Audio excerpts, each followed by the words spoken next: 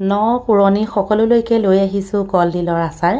যিসকল মহিলাই নতুনকৈ শিকিব বিচাৰিছে কলডিল বা কলপচলা আচাৰ কেনেধৰণে বনোৱা হয়, আহকচোন প্ৰথমৰ পৰা শেষলৈকে চাই যাব। সৰু ডাঙৰ 6টা কলডিল আছে ইয়াত। এতিয়া মই কাটিবলৈ লৈছোঁ। আমি ব্যৱহাৰ নকৰোঁৱে, মানে আগতীয়াকৈ ধুই ল'ব পাৰে, নুধুলেও ওপৰৰ বাকলিখন গুচাই দিলে ইয়াত একো প্ৰব্লেম নাই। 2-3খন গুচাই দিয়াৰ লগে লগে চাফা হৈ যাব।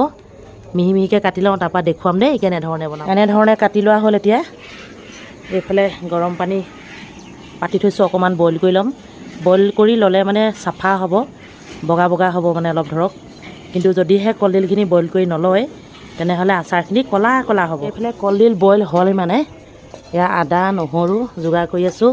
এইফালে এয়া ভোট জলকীয়া আটাইখিনি এতিয়া চাফ চিকুণ কৰি কলডিলখিনি বইল কৰি এনেকৈ এটা খৰাহিত, বাঁহৰ খৰাহি ল'ব বা পাচি হ'লেও হ'ব, অকণমান সময় ফেনৰ তলতো দিব পাৰে, ৰ'দতো দিব পাৰে। মই যিহেতু ঢেৰ আচাৰ শুকুৱাই আছোঁ সেয়েহে কলডিলখিনি ৰ'দতে অলপ শুকুৱাই লৈছোঁ। অলপ ক'লা ক'লা পৰিব, একো নাই, টেঙা দিলে ক'লাটো নাইকিয়া হৈ যাব, বা ভিনেগাৰো দিব পাৰে। ভিনেগাৰ বা নেমু টেঙা পানী দিবই লাগিব। কলডিলৰ আচাৰখিনি বনাবলৈ লওঁতে এয়া মছলা আদা নহৰু মিহি মিহিকৈ কাটি লৈছোঁ। সেইখিনি গোটা জিৰা, এয়া চফ, ইয়াত লং ইলাচি ডালচেনি, এনেধৰণে ইমানখিনি লৈছোঁ। কিমান কিমান পৰিমাণৰ লৈছোঁ দেখুৱাই দিছোঁ আপোনালোকক।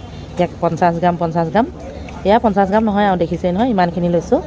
বাকী ইয়াতো আছে 50 গ্ৰাম। এইফালে হালধি, ৰেড চিলি, নিমখ সোৱাদ অনুসৰি লৈছোঁ। চফখিনি মই এয়া ভাজিয়ে থৈছোঁ। এইখিনি অকণমান গৰম কৰি ল'ম।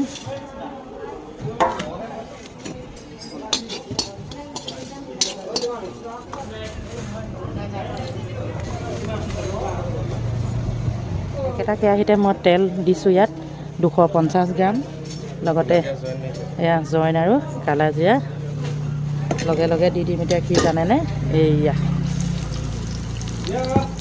আদা নহৰু অলপ, যিহেতু পানী আছে পানীখিনি শুকুৱাবলৈ দিছোঁ।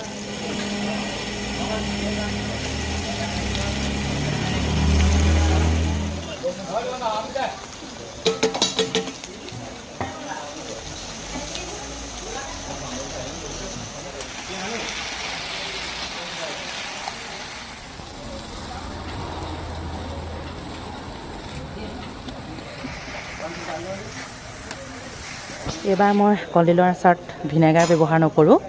এইবাৰ দিম আপোনাৰ বেলেগ এটা বস্তু। একেই ভিনেগাৰ কামেই কৰিব, আপোনালোকে চাওকচোন কি বস্তু দিম। এতিয়া আচাৰখিনি হৈ গ'ল। এনেধৰণেই কেৰাহীতে ৰাতিটো ঠাণ্ডা হ'বলৈ দিম। তাৰপিছতে এটা ডাঙৰ চিচাৰৰ বৈয়ামত ভৰাই থ'ম, মাজে মাজে ৰ'দত দিম। বছ বহু দিনলৈ সংৰক্ষণ কৰিব পাৰিব কলডিলৰ আচাৰ।